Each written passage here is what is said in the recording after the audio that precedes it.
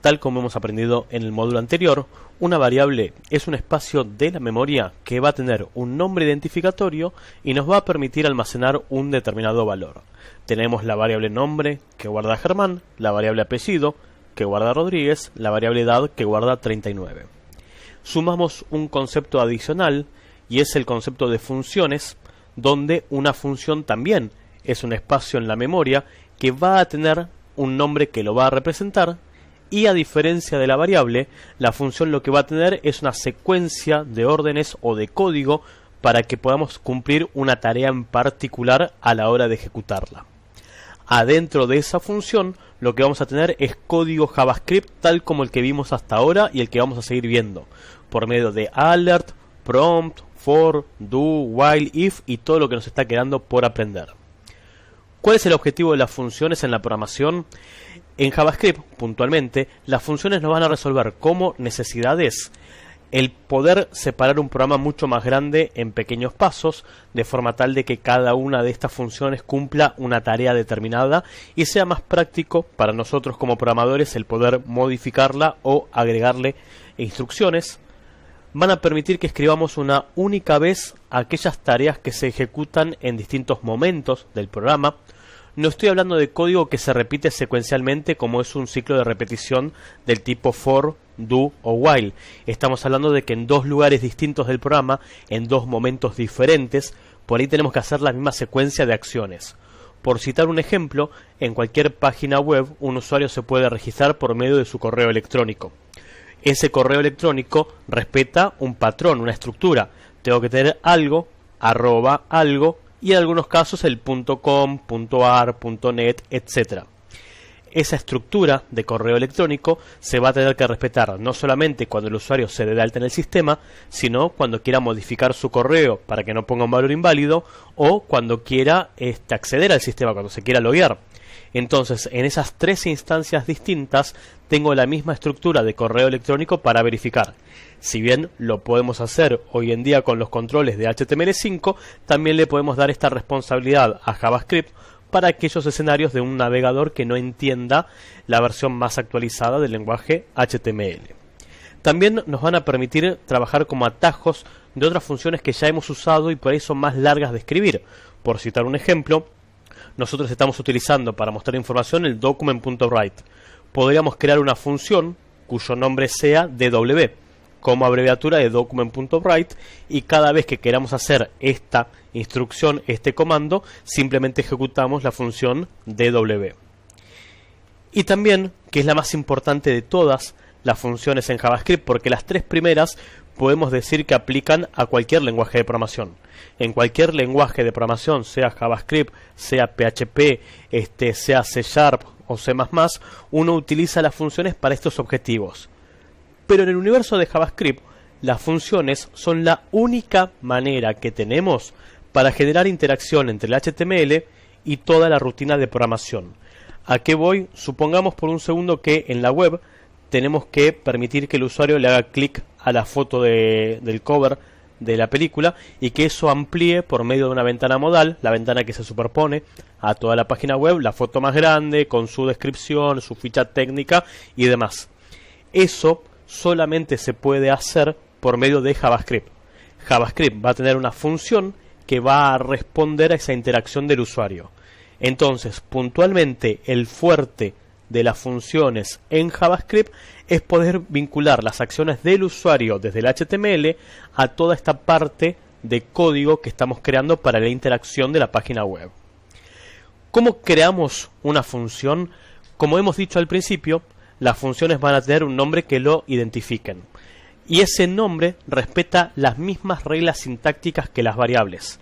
Solamente puede estar formado por letras, por números, por guión bajo y por el signo pesos o dólar. No puede tener espacios, no puede tener símbolos raros, como por ejemplo el signo más, que es para concatenar, o el guión del medio, que es una resta. Y es case sensitive. El nombre de la función escrita en minúscula no es lo mismo que el nombre de la función escrita en mayúscula. Y así como las variables las creamos por medio de la palabra reservada var, las funciones las vamos a crear por medio de la palabra reservada function. function y el nombre de la función que va a tener este bloque de código en la memoria. Voy a hacer un ejemplo muy simple en un documento nuevo. Voy a guardar esto como 01 funciones y voy a escribir un bloque de código JavaScript que va a crear una variable. La variable nombre va a volver a ser Germán como hicimos hasta ahora, y voy a crear la función saludar. Y para que esta función sea sintácticamente correcta a la hora de crearla, a la hora de definirla, luego del nombre de la función, como sucede con todas las estructuras del lenguaje, como sucede con el for, como sucede con el if, como sucede con el while, vamos a tener un conjunto de paréntesis y de llave a llave todas las acciones que vamos a ejecutar cuando invoquemos a esta función. Entonces, tengo la función saludar, paréntesis, paréntesis, y de llave a llave todo lo que vamos a hacer. Y por ahora solamente voy a hacer un document.write que diga hola. Voy a guardar esto, le voy a poner un título solamente para verlo en la web que diga funciones y lo voy a ejecutar en el navegador. Y podemos ver que tengo el encabezado que dice funciones, pero en ningún lugar está ejecutándose ese saludar, porque lo que nos está faltando por ahora es decirle que esto que queramos en memoria lo queremos utilizar. Un par de tecnicismos entonces detrás de las funciones. Para JavaScript todo es una variable, todo lo que manejamos en JavaScript es una variable en realidad, por lo cual las funciones también las podemos crear como variable y el nombre que corresponda va a almacenar una función, paréntesis, y de llave a llave las acciones que realizamos. ¿Cuál es la única diferencia entre esta sintaxis y esta sintaxis? Que en la segunda, en la que se crea por medio de variables, el nombre de la función pasa antes del igual, y en esta forma, luego del function, viene el nombre para identificarla. O sea que esto crea en la memoria el espacio saludar, que es una función. Y esto en realidad crea en la memoria la variable, o sea el espacio saludar2, que es una variable que almacenó la estructura de una función. Y vamos a poner como acciones adentro de saludar2 el document.write de chau. Así nos queda un hola y nos queda un chau en nuestro programa.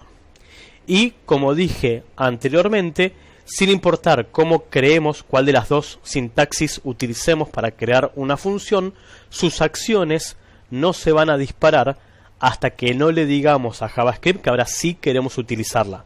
O sea que en realidad lo único que hicimos es crear esta estructura en la memoria, esperando hasta que queramos usarla. ¿Y cómo la vamos a ejecutar? Simplemente con el nombre que le hayamos puesto a la función y el conjunto de paréntesis que le van a decir a JavaScript que quiere ejecutar esa función. Entonces voy a venir aquí y le voy a decir que quiero ejecutar saludar, paréntesis, paréntesis.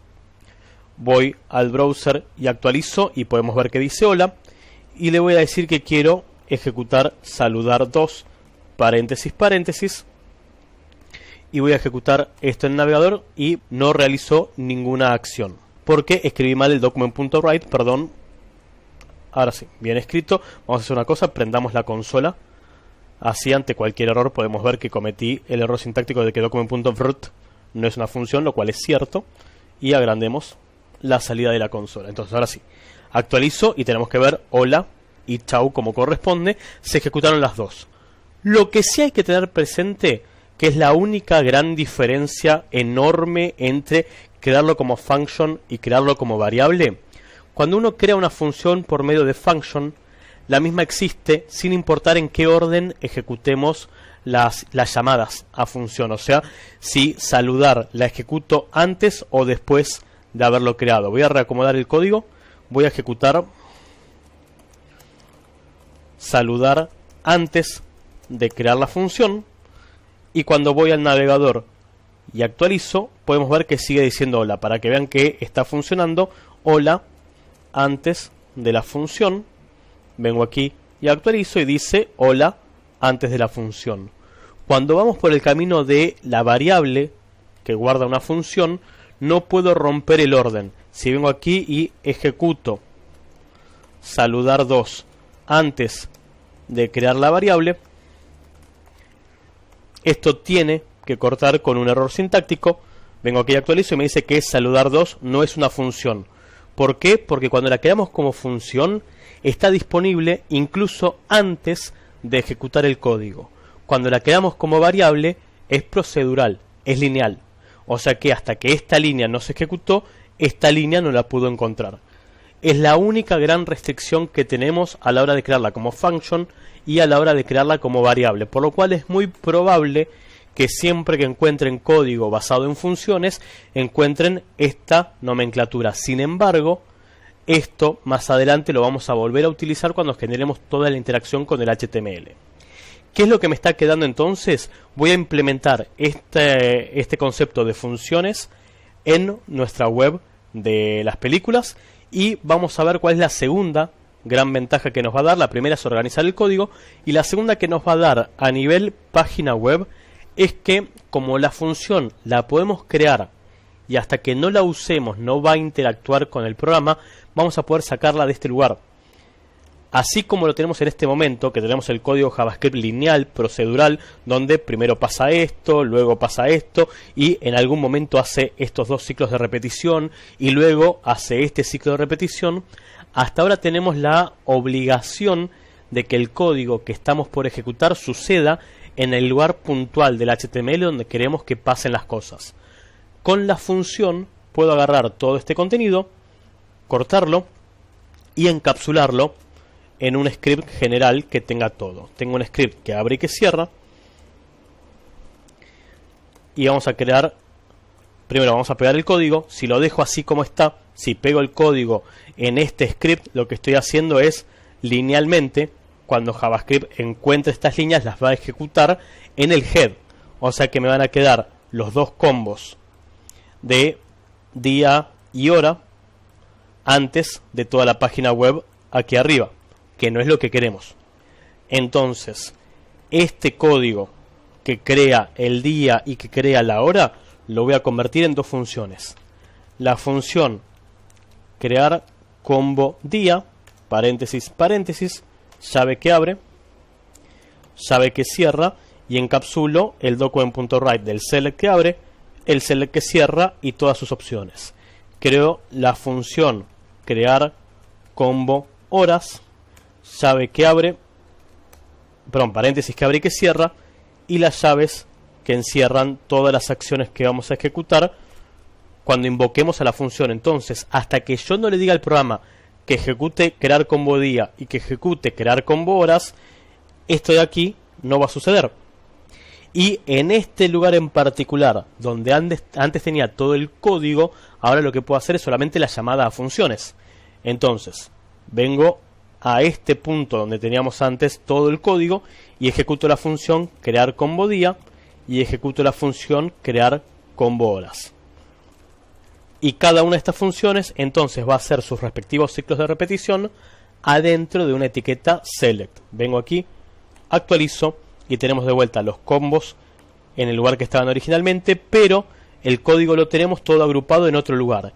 Y más a nuestro favor, así como el código CSS no lo metemos en un style en el head, no hacemos esto.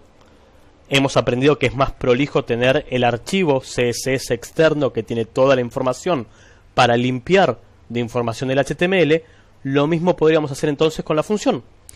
Estas funciones las voy a cortar y lo único que le voy a decir a mi código JavaScript es que tengo un script cuyo source va a recursos y levanta funciones.js. Entonces voy a crear un nuevo documento que lo voy a guardar adentro de recursos como funciones.js, y ahí voy a tener estrictamente el código JavaScript que necesitamos, de forma tal de que el HTML siempre quede limpio.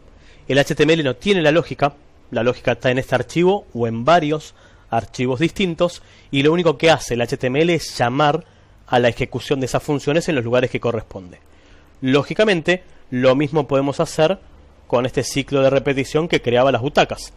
Las voy a eliminar, voy a venir a la web y actualizo, por lo cual perdimos todas las butacas que habíamos creado, y voy a crear en funciones JS la función crear butacas, y le pego entonces el código que corresponde y sacamos las tabulaciones que tenemos de más. Ahí va.